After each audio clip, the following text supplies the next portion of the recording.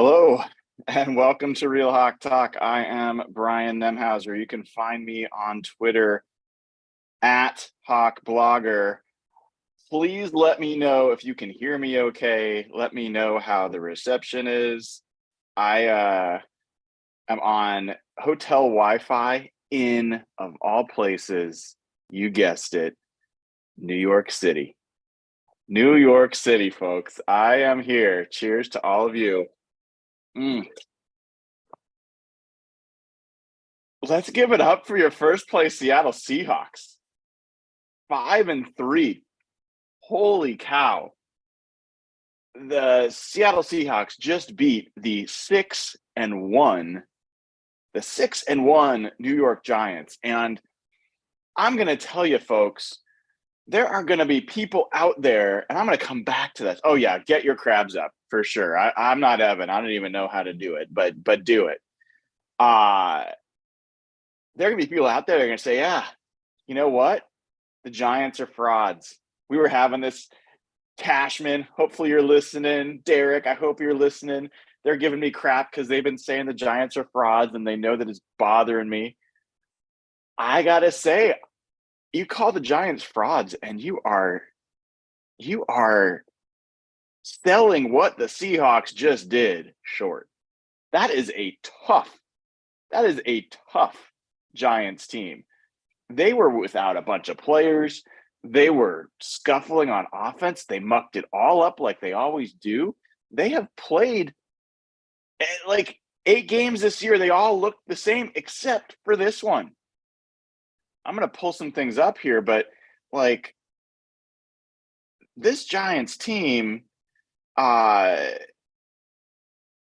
have played everybody tight. And this is the first game. This is the most points that the Giants have allowed this year. They had allowed 23 points was their high up until now. 23 points. The most that they had, the least that they had scored in a game was 16. So this was their season low for points, their season high for points allowed. Do not sell that short. The Seahawks made that happen. So, I mean, this was, I got to actually tweet that out because that's just too good. This was the Giants' season low for points scored and season high for points allowed. Go Hawks. So, I mean, this was fantastic. And I think that the Seahawks ground this game out. It was not easy. They were not getting the running lanes. Now, see, the thing is with the Giants is they come in with such a bad run defense from a numbers perspective. But here's the thing. They were bad because they gave up a lot of explosive plays.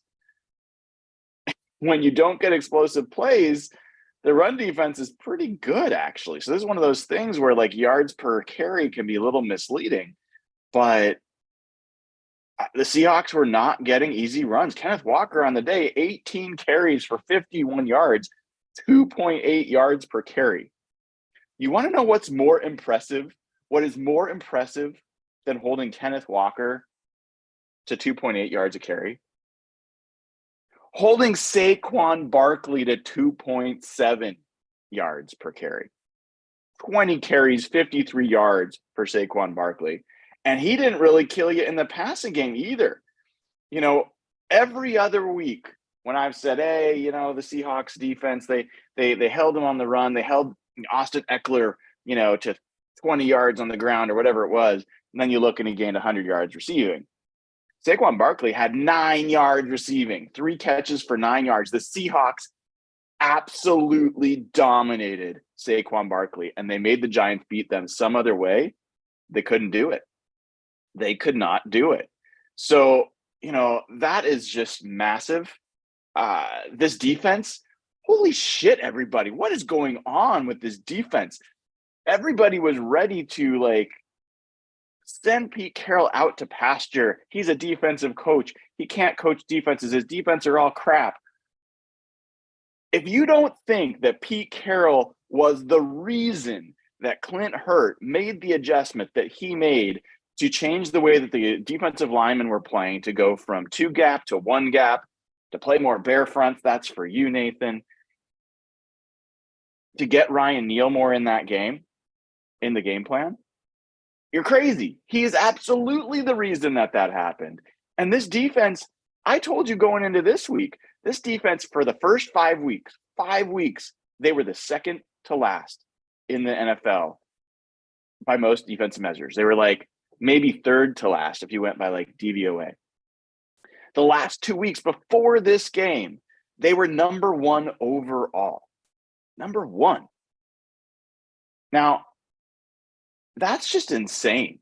And this week is not going to change that. I will definitely do stats later tonight, but this Seahawks defense, they hold the Giants offense to 225 yards on 64 plays. That is 3.5 yards per play. And if you think, the Giants offense is trash, fine. Giants came in here averaging 5.2 yards per play. The Giants came in here, I'm going to pull up a couple things here for you.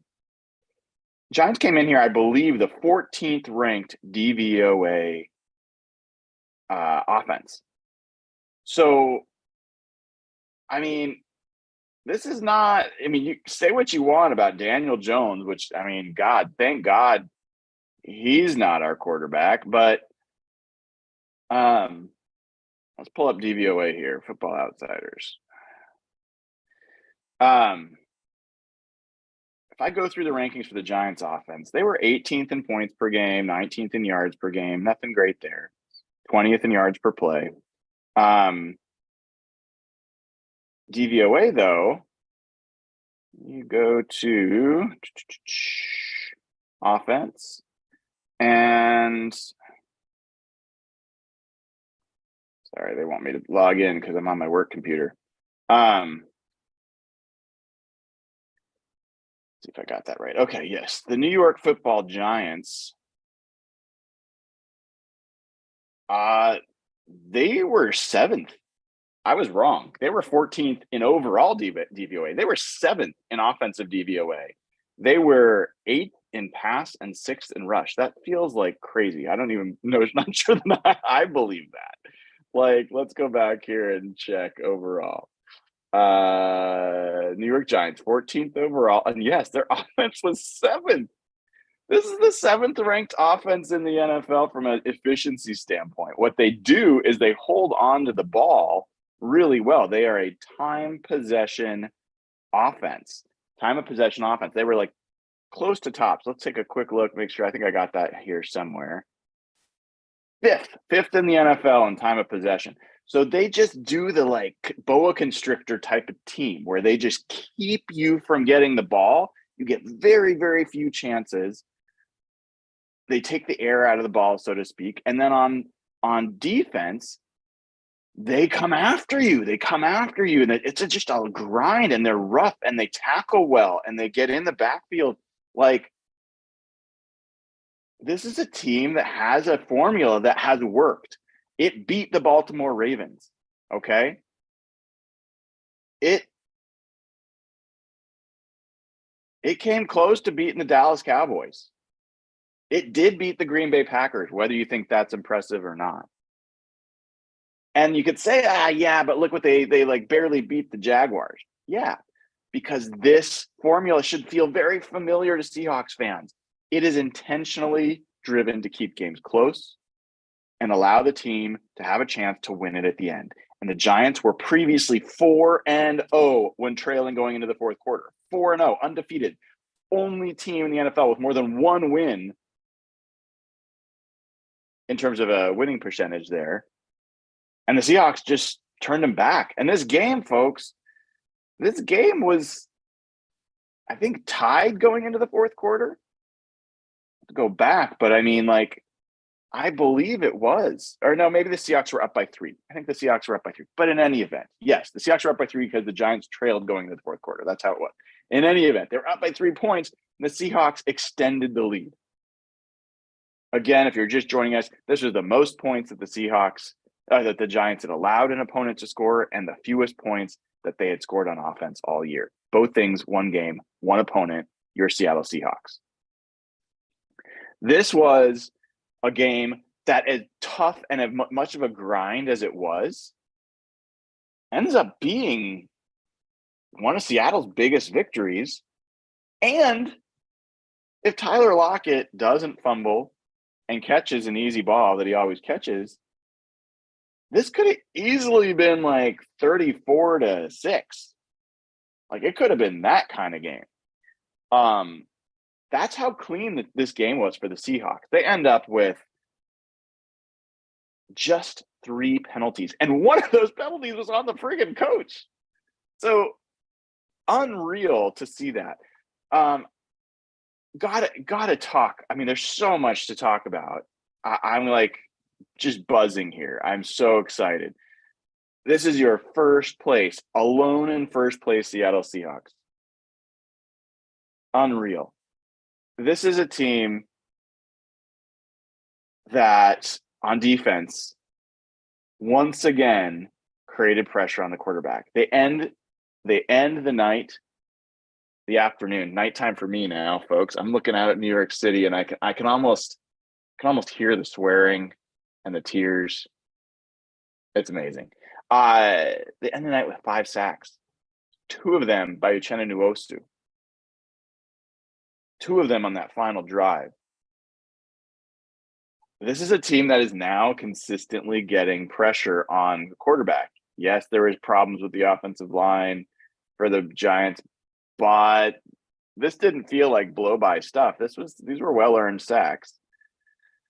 They end up with 8 quarterback hits, just solid.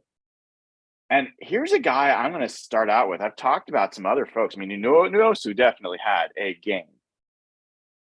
But, folks, I'm here to tell you that the Giants came into this game. Their game plan was, we are going to attack Mike Jackson.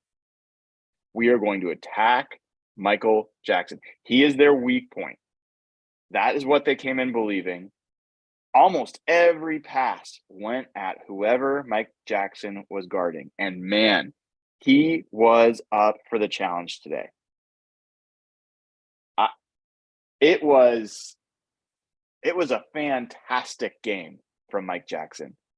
He tackled well. He tackled with physicality, as they say. And I loved, he's one of the things I've always liked about him that caught my eye last year in the last few games of the season, and why I talked about him in the preseason and before even like the game started, was I could just see the dog in him. Like, this is a guy that plays with fire and plays with a physical nature, and he brought that today. It was fantastic. He was fantastic. And he wasn't alone. I think that you got to talk about Bruce Irvin. I mean, can I get a couple Bruces in the chat? Like, this guy is 75 years old at this point, and he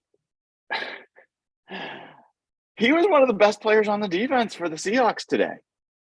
He came around the edge. Yes, he jumped off sides one time, and it was a brutal mistake. But, I'll take that, him trying to time a snap, because later on, he sacked the running back by running through the quarterback. He made the quarterback tackle his own man. That is the kind of physical specimen Bruce Irvin is. That's why it was always fun to cheer for that guy, because he embodied that just dog that the Seahawks played with on the LOB. It wasn't just the secondary. It wasn't just Cam Chancellor, and it wasn't just, Michael Bennett. It was guys like Bruce Irvin who are less heralded, but he set that edge with fire. He would blow people up. And he did that today. And I said, I'm going to take a little bit of a victory lap on this, and feel free to you can give me shit for it. But I called him out in our Real Hawk Talk Wednesday podcast this week. I said, watch out for Bruce Irvin in this game, because this game called for exactly the kind of player he was. They needed someone who was going to set the edge on the run and be extremely physical, a solid tackler. This is a game that really made sense for Bruce Irvin, did not make sense for Darrell Taylor. Darrell Taylor ended up hurting his hip. I hope that's not serious. He did not come back as far as I know. But this was a game where Bruce Irvin got a lot of run. And I thought he was one of the best players on defense. He only ends up with 2 tackles and 1 tackle for loss. But his impact in this game was a lot more than that. A lot more. I think I've got to make a comment. 4th and 7. Daniel Jones goes back for the big play. Passes it. And Cody Barton, even on 4th down, even when the fact of the matter is the fact that he knocked it down, still let the Seahawks get the ball back. He still just couldn't catch it. I mean, come on, dude. You're not going to get a better chance at a pick than him throwing it directly to you. Just pick the ball off. But I can't help but make a little dig there. There's a couple plays where Cody and Jordan got lost in the wash. I don't know that this was one of their best games. I think they had some moments. I thought the defensive line played really well. I thought the scheme that they came up with, the Seahawks, they had guys, they had like 8-man fronts against the Giants, and the tackling today was sensational. As bad as it was the first few weeks of the season, we were just like, oh my God, it is awful. That is how good it was tonight. There was a play in particular. There was a few of them, a handful. There was one that I'm remembering where Saquon Barkley broke 1 tackle and then 2 tackles and then 3 tackles and got to the outside. And I'm like, this is the kind of thing where, the Seahawks give up a 70-yard touchdown. And I don't remember. I want to say it was Quandre Diggs that brought him down, but I can't remember for sure. The point is that they did. And it was the wave after wave after wave of Seahawks defender. And yes, they were losing. They weren't making the tackle initially, but he's like one of the best backs in the NFL. He's going to make some plays. But the fact is that they were all swarming to the ball and swarming to Barkley and bringing him down. So I thought the run defense today was elite, which is unreal considering that this was the worst run defense in the NFL. It was basically historically bad. And now it is one of the best. Astounding. Tariq Woolen almost had an interception today. I wanted that for him. Crazy play there where he actually batted the ball down and into the hands of the receiver. Great play by him to catch it. I don't know how he did it. I got to talk about someone else. Another guy that I think was a hidden hero in this game. The opposite side of Bruce Irvin. Anybody want to guess who I'm going to talk about? Boye Mafe. Boye Mafe had his first sack as a Seahawk, as a professional. And not only that, but he showed up against the run. He really showed up. He set the edge. He made some great tackles. I saw him in the backfield. Again, his numbers aren't spectacular. He has 2 tackles. One of them is a tackle for loss. One of them is a sack. But I thought this was his best game, his most impactful game. From there, guys and gals,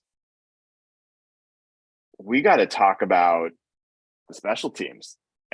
We got to talk about Uncle Will Dissly. I mean, Will Dissly, I got to be honest, I didn't even know he played special teams. I follow Seahawks as closely as anybody. I didn't know he was part of coverage units. I thought maybe I wouldn't be surprised if he was part of return teams, but I did not know he was part of coverage units. And so he forces the first fumble on the punt return, and he recovers the second fumble. Unreal. What a game for Will Dissly. And I'm pretty sure Travis Homer forced that second fumble. So special teams for the first time this season, for the first time. Oh, it's so friggin' aggravating how hard it's been to just get a clean game out of the special teams. Today, they get the game ball. Ultimately, they were as much of a reason that this team won as anything else. But if we're talking about game balls and we're talking about memorable moments in this game, how about that drive from Geno Smith? And I've got to just say it from Geno Smith because he was a maestro. Let's look at this. Seahawks, Giants, 13-13. The Giants had just tied the game. First time they had tied the game since that touchdown. We'll talk about the Lockett stuff later. This was the Seahawks get the ball with 11 minutes and 17 seconds in the fourth quarter. So just the beginning of the fourth quarter. And they get it at their own 25-yard line. Basically got the full field to go. First play, 11 yards to DK Metcalf. Beautiful throw. Next play, short pass to Marquise Goodwin, 6 yards. Folks, that was the only play that did not result in a first down or a touchdown on this drive. The only play. A 6-yard pass to Marquise Goodwin, 2nd and 4 from the Seattle 42. Next play, 13 yards to DK Metcalf again. Play after that, you know what happened. Unbelievable patience, play fake, pump fake, I should say. 33 yards right in the basket to Tyler Lockett. That is 5 plays, 75 yards. Ball never hits the ground. All pass plays. Shortest play was 6 yards. Every other play either was a first down or a touchdown. That was masterful. That was game-winning. Like, that was why our guy is better than the other guys that are out there right now. I mean, I will not talk about it because it'll put me back in a bad mood.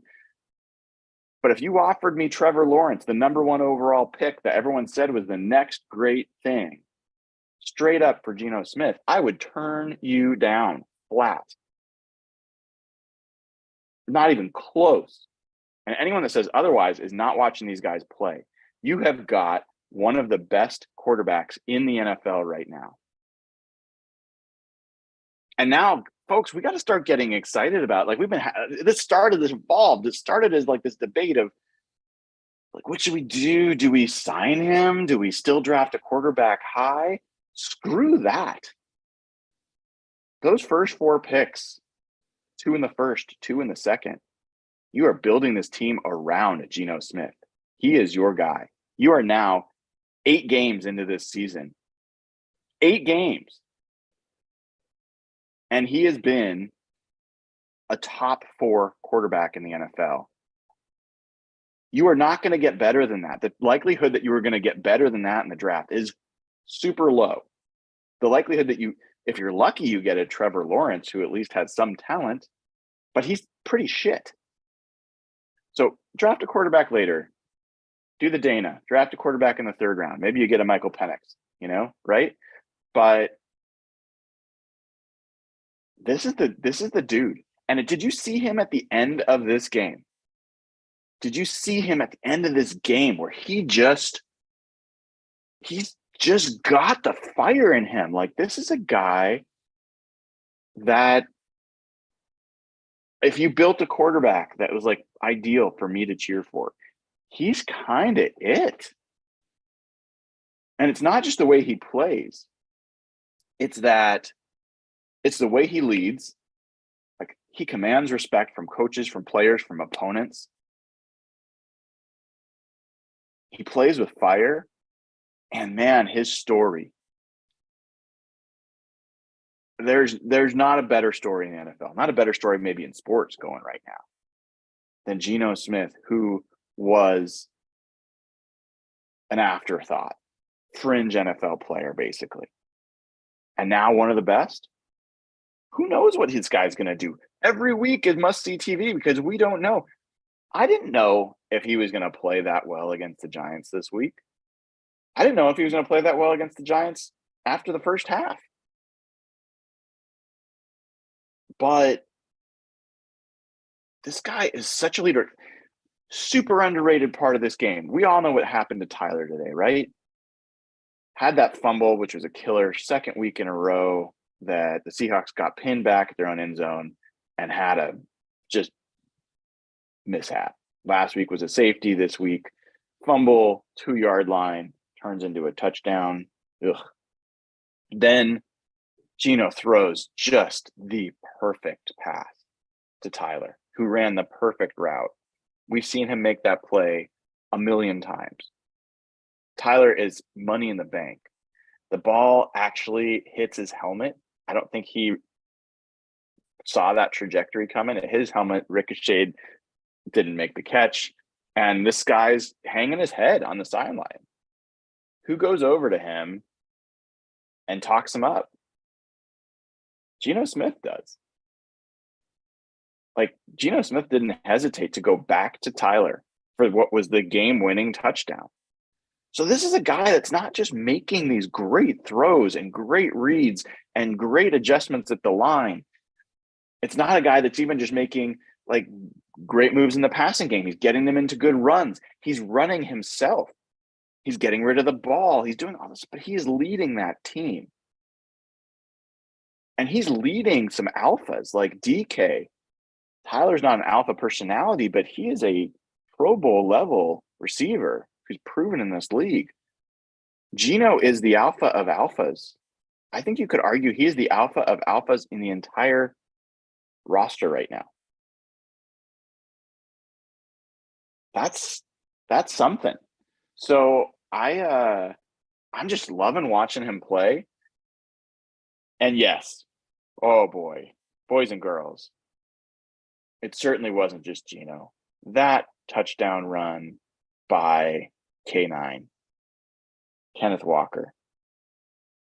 How in the world, what in the world happened on that play? I mean, not only did he decide to go against the play, like the play was not designed to go left. You could tell he was supposed to go the other direction. He saw an opening, decided to cut.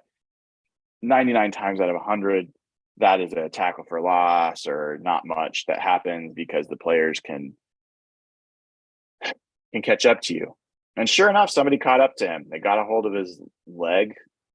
I'm trying to remember the play off the top of my head, and he just pulled out of it and raced around everybody else into the end zone for a touchdown. Like, what on earth? I mean, that was insane. That was a Marshawn Lynch level, what the hell kind of run. But I'll be honest, I made a lot of noise with that Tyler touchdown and that K9 touchdown. And I imagine I'm not making a lot of friends up here in New York tonight. But that was a special win, folks. That was a buzzworthy win. The Seahawks so far, they've had some like really fun moments here and there. This win against the Chargers last week was impressive, but you also kind of look at the Chargers and you're like, yeah, the Chargers any good? Like they kind of were shit. And then this game was like a clean game. Yes, Tyler had the fumble, I know, and he had the drop, I know. But like there's 52 guys, and like for the most part, everyone kind of did their job, and they played against a team that played well. The Giants, you can say that they didn't, but they played their game, and they played really physical, and they made it hard, and the Seahawks still beat them convincingly. So this game for me, this felt a little like, when the Giants came in the past and the Seahawks had statement wins back in 2005. I mean, this was a special one. I think that there's a lot that you had to really like about this. And I think that the Seahawks ceiling is creeping up. Where it's been kind of fun to just harass NFC West fans about the Seahawks being alone in first place. While in all our hearts, maybe a little bit, we're like, okay, we'll enjoy this while we can. I think they might be able to enjoy it for a while. I'm not scared of playing the 49ers or the Rams with this team. Doesn't mean I'm like, oh, 100% sure they're going to win those games, but Seahawks are developing a formula that's pretty good. When you have a quarterback that is not making mistakes, that is getting you into good plays, regardless of who the defense is and what they bring, you've got an offensive line that's doing their job. You got a running back who's explosive. And if you didn't think that played into it today, the Giants were keying on Kenneth Walker and opening up other plays. It happened a number of times. But anyway, you got a great running back. You've got great receivers who are making catches. You've got great tight ends who are making catches and plays. And now you've got a defense that is increasingly one of the hardest defenses in the NFL to score on. And special teams finally is not a negative. Guess what? You're going to win a lot of games with that recipe, especially as crappy as the NFC is this year. So, by the way, if you haven't already, give the show a like, please. For gosh sakes. I'm up here in New York delaying my dinner because I want to celebrate with all of you, but I'd really appreciate a like. Click subscribe on the channel so you know when we go live. Go over to patreon.com/hawkblogger. Join up right now. You get immediate access to the Slack channel, and the conversation keeps going. And it's with a very cool group. There's a few hundred people in there now. This isn't a small community. It's a growing, burgeoning community of like-minded Seahawks fans that are cool people, good sense of humor, treat each other with respect, and talk Seahawks obsessively in Slack. And it's fun. So get access to that community. And by the way, what you subscribe for at patreon.com/hawkblogger ends up getting donated. We've donated over $200,000 to charity so far, and we're going to donate more this year. So go ahead, go over to patreon.com/hawkblogger, give the show a like. All right. So a couple other things that are coming to mind for me. I thought Travis Homer had a nice game. Not only did he force that fumble on special teams, he had a good run, good reception. I thought there was someone else that was in my brain. It just kind of flew out of it. Who was it? Darn it. Kudos to Jason Myers for making a blocked field goal. That was big. I got to go back to the play-by-play because I think that might help me remember what I'm trying to remember here. Oh, that's what I want. You know, I had a great game. Pete Carroll. Folks, this game started punt, punt, punt, punt, punt, punt. 6 punts in a row. And for the Giants, it was 3 and outs. And I think I heard, I'll have to go and check. I think I heard it was the first time they had been 3 and out for the first 3 series in the game since for ages. I think the last team to do it to him was the Seahawks, if I'm remembering. So I'll have to double check. Anyway, 6 punts to start the game. And then a touchdown. But it wasn't easy. It was 15 plays, the longest scoring drive in terms of number of plays that the Giants have given up all season. It started off at the Seahawks 31-yard line. And what am I talking about that Pete had a good game? There were 2 moments where he could have made another choice. 0-0 slugfest. It is 4th and 1 on the Giants' 18-yard line into the second quarter. You're scoreless after 1, okay? So you already kind of know you're in a defensive battle, or you think you are. You got a field goal. You got a sure field goal. But they had already decided. It was 3rd and 1, and they went deep to Marquise Goodwin. You knew they were going for it on 4th one at that point. They basically had told Shane Waldron, you got 2 shots here. And they took advantage. And then, kudos to Shane Waldron. He came out with some great plays today. You might remember in the first drive where the play where Geno is walking down the line, they direct snap it to Kenneth Walker for a first down on a conversion. They had some nice conversions. So anyway, Pete already decided we are going for a touchdown. That is absolutely a point that Pete could have kicked the field goal and might have in the past. They get the first down, and they get it on a pass to Tyler Lockett. Remember that? Like, I think they had Lockett in the backfield, and he leaked out to the left, and Geno threw it up and over the defender. It wasn't a big play, but it was a first down. It was totally against